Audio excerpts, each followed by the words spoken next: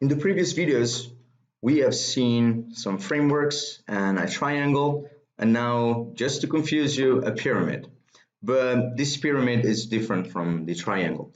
This is the pyramid that lays the foundations of a good pricing strategy, like an overall 360 degrees, well done pricing strategy. It's got to have these five elements.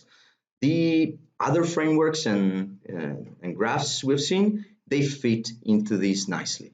So bits and pieces will be scattered in there, but nonetheless, this pyramid is relevant for this course.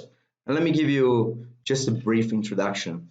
So first of all, you have to create value, and we have seen that. How do you create value? Well, you can use the customer-led value creation approach, which was the content of another video.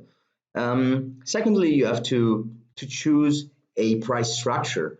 And it may sound simple. So, well, I have a product, I put a price, but it's not that simple, not quite that much. So if you think about General Electric, a kind of a big company, they produce big engines for airlines.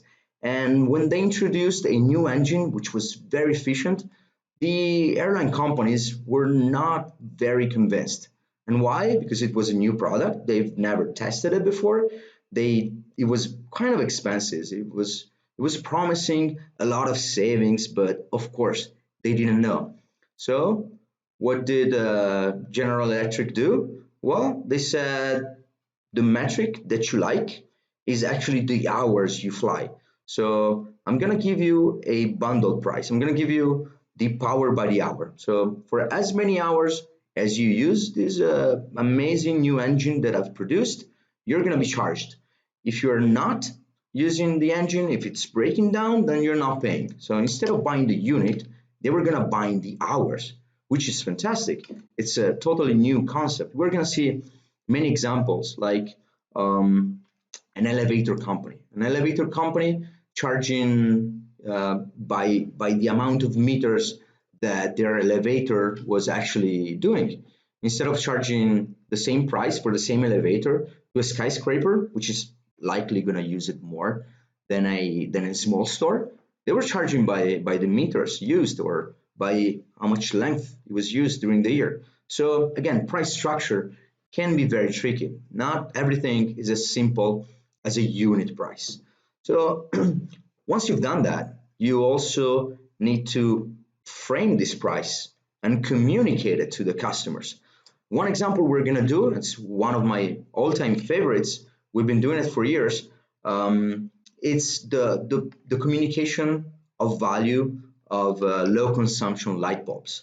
So here the metric of a low consumption light bulb or the metric of a regular incandescent bulb, which is the old light that was very popular 20 years ago. The metric is the same. You're still buying a unit.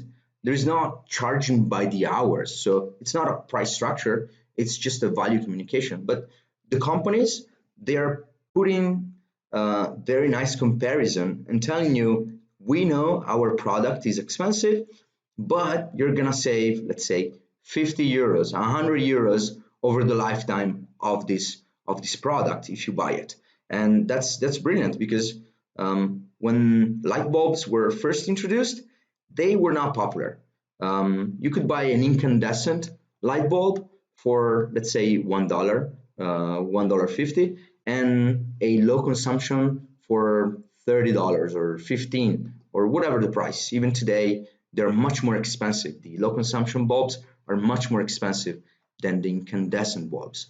So by putting a relevant metric for the customer, they're not changing the way they're charging customer. Again, you're still buying a unit, so you have a unit price, but they're changing the perception. So they're communicating the value. And this part of the pyramid, the price and value communication, this will be a big part in our course. We will do the so-called value quantification, which is pretty much just about that. And over time, it can have impact on the other points. So if you can calculate very well your value, you can say, oh my God, I am underpriced. I should increase my price, which is awesome. Or you can say, look, I just found that this metric I'm using for communicating value can also be the metric I use for charging my customers, like General Electric did. Amazing news. So I think price and value communication is like the most important point of this course and especially specifically of this pyramid.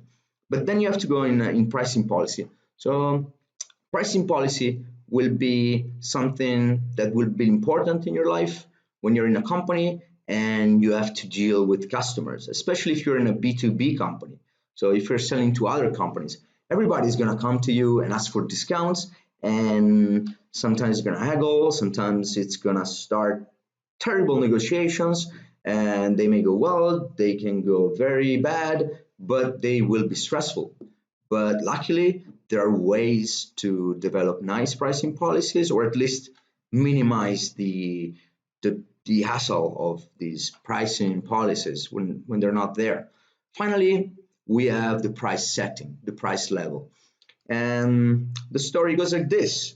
If you start very well from the foundations, so if you're creating a product which is value, and you find the right metric to give that value, and if you're successful not only at calculating the value but at communicating the price, and if you're fair with your pricing policies, then your price level will be easy to get to, or at least it will be easy to be accepted by customers.